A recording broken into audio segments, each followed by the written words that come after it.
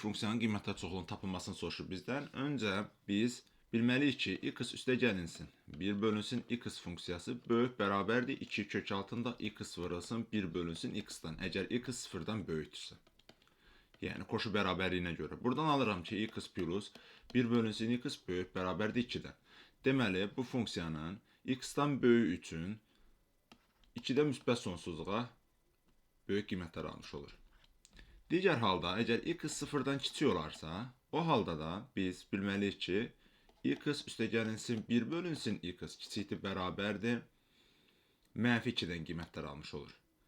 Yəni, o halda da mənfi sonsuzluqdan mənfi 2-yə qədər qiymətlər ala bilər. Onda biz bunu ümumiləşdirsək, bu şəkildə yaza bilərik. Deməli, pi üzərində mənfi 2 və bir tərəfdən də 0, 0 ala bilmir çünki üstü funksiya hesabaq birləşir pi üzərində 2-dən müsbət sonsuzluğa. Deməli, doğru cavabımız bu şəkildə olur.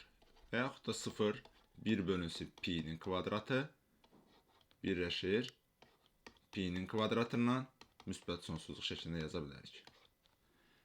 Daha ətraflı biz əvvəlki videolarda qoşu bərabərliyi haqqında geniş yazmışdıq. Oradan baxa bilərsiniz.